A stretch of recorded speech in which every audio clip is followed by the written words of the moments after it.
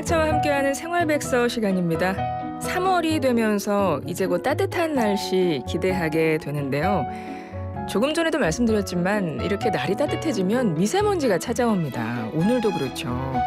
그리고 꽃가루나 황사 이런 것들도 올 수 있고요.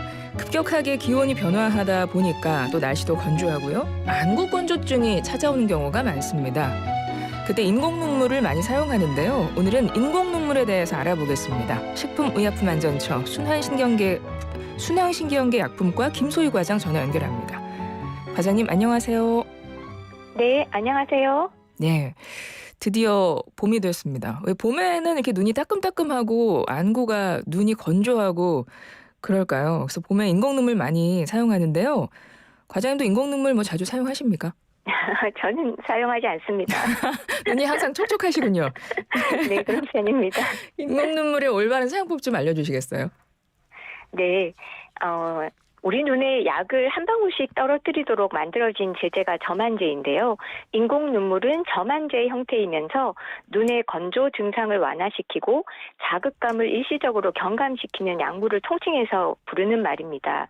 이제 사용법은 보통 눈에 한 방울 또는 두 방울을 떨어뜨리고 성분에 따라 1일 2번에서 5번까지 사용할 수 있습니다.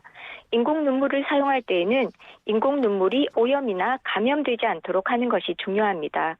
그래서 사용하기 전에 먼저 손을 깨끗이 씻고 용기 끝이 눈꺼풀이나 속눈썹에 닿지 않도록 주의하시는 것이 좋습니다. 같은 이유로 인공눈물을 다른 사람과 함께 사용하는 것은 피하시기 바랍니다. 인공눈물이 보니까 종류가 많은 것 같더라고요. 성분에 따라서 일일 사용 횟수가 다른 것들도 있고 그런 것 같은데 종류가 어느 정도 됩니까? 네, 이제 통칭해서 인공눈물이라고 부르긴 하지만 주성분이 다양하고 의사 처방을 받아야만 사용이 가능한 경우도 있습니다. 의사 처방 없이 약국에서 구매할 수 있는 일반 의약품으로는 카르복시메틸 셀룰로스 나트륨, 카보머, 포비돈, 폴리소르베이트, 히프로멜로스 등이 있습니다. 어렵네요.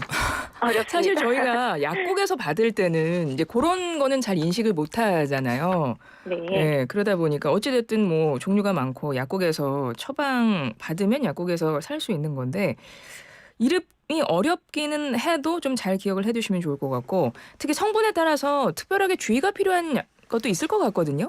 특별히 네. 주의해야 되는 성분은 어떤 게 있나요? 네, 두 가지를 말씀드리겠습니다. 첫째로 카보머라는 성분인데요. 카보머를 함유하는 인공눈물은 점도가 높기 때문에 흡수되기까지 시간이 필요합니다. 흡수되기 전에 잠들게 되면 눈꺼풀이 붙을 위험이 있어서 주무시기 최소 30분 전에는 점안하시는 것이 좋습니다.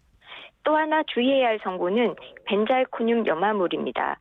이 물질은 약효를 가지는 성분은 아니고 보존제로 사용하는 성분인데요. 여러 번 사용할 수 있는 점안제에 많이 사용되고 있습니다. 벤잘코늄 염화물이 보존제로 함유된 인공눈물의 경우는 벤잘코늄 염화물이 렌즈에 흡착될 수 있으므로 렌즈를 낀 상태에서 사용하시면 안 됩니다. 렌즈를 뺀 상태에서 점안하시고 점안 후 최소 15분 이상 지난 후에 렌즈를 착용하시는 것이 좋습니다. 카보머라는 성분하고 벤잘코늄 염화물이라는 성분 두 개는 특히 주의해야 된다고 말씀하셨잖아요. 네. 요거는 안약병 보면 점안제 보면 겉에 써 있죠? 성분 같은 것들이. 네, 써 있습니다. 이거 좀 자세하게 보실 필요가 있겠네요. 네. 그래서 하루에 몇 방울까지 가능한지 이런 것도 좀 알려주시면 좋을 것 같아요. 이런 좀 주의해야 되는 성분들은 어느 정도 사용하면 좋을까요? 성분에 따라서 주성분의 흡수 정보라든지 작용 기전에 따라서 사용 횟수가 정해지기 때문에 그것은 이제 용기 포장이라든지 거기에 보시면 사용 횟수 등이 안내되어 있습니다. 그에 따라서 사용하시면 되겠습니다. 네. 그리고 약국에서 이제 약사분들이 이렇게 적어주시잖아요. 만약에 네. 여러 개 처방을 받으면 각각 따로따로 적어주시긴 하더라고요. 그거 네네. 꼭 참고하시면 좋겠고. 2가지 이상의 점안제 처방받을 때도 있습니다. 그럴 때 시간 간격 두고 사용하라고 하더라고요. 인공눈물도 그렇습니까? 네, 그렇습니다. 인공눈물 외에 다른 점안제를 추가로 사용해야 하는 경우에는 최소 5분 이상 간격을 두고 투여하는 것이 좋습니다.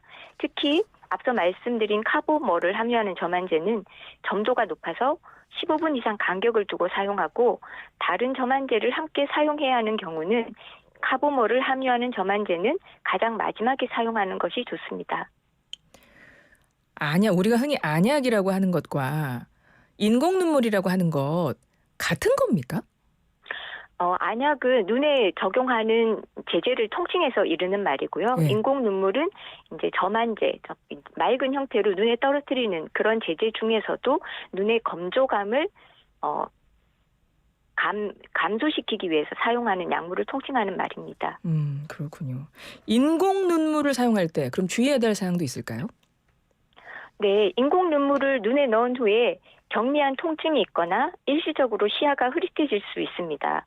따라서 시야가 선명해질 때까지 운전이나 위험한 기계 조작은 피하시는 것이 좋습니다. 인공 눈물을 사용했는데 사용 후 통증이 있거나 시야가 변하거나 충혈이 지속되거나 자극감이 있는 경우는 사용을 중단하고 전문가와 상의하시는 것이 좋습니다. 또 눈의 불편감 때문에 약국에서 인공 눈물을 사서 사용했는데 3일 이상 똑같은 증상이 지속되거나 혹은 증상이 오히려 악화된다면 즉시 사용을 중단하고 병원에 가보시는 것이 좋습니다. 병원 처방 없이 약국 가서 내가 바로 살 수 있는 인공 눈물도 있죠? 네, 일반 의약품으로 판매되는 제품들이 있습니다. 그러면 봄에 눈이 좀 뻑뻑하고 건조하다 싶으면 그냥 가서 제가 사서 눈에 넣어도 되는 거예요? 보통의 그런 일반 약국에서 살 수 있는 거는? 그렇습니다. 약사와 상담하신 후에 약국에서 구입하실 수 있습니다. 네, 알겠습니다. 인공 눈물 사용하시려는 분 올봄에도 많을 것 같습니다. 끝으로 한 말씀 부탁드려요. 네, 인공 눈물은 증상에 따라서 환자분들이 약국에서 구매해서 사용할 수 있어서 점안제 중에는 매우 친숙할 것으로 생각되는데요. 구매하실 때 성분의 특성상 주의할 점이 있는지 확인하고 인공 눈물이 오염되지 않도록 주의하며 사용 후 시야가 선명해질 때까지 운전이나 기계 조작은 하지 않습니다. 증상이 지속되거나 시야 변화, 지속적인 충혈 등이 있는 경우는 사용을 중단하고 의사와 상의한다. 이 4가지를 꼭 생각해 주시기 바라며 눈에 통증이 심한 경우, 안약에 알러지 증상을 경험한 적이 있는 경우, 의사의 치료를 받는 경우, 인부나 소아에 사용할 경우에는 인공 눈물을 사용하기 전에 반드시 의사나 약사와 상의하시기 바랍니다. 네, 지금까지 식품의약품안전처 김소희 순환신경계약품과장이었습니다. 과장님 고맙습니다. 감사합니다.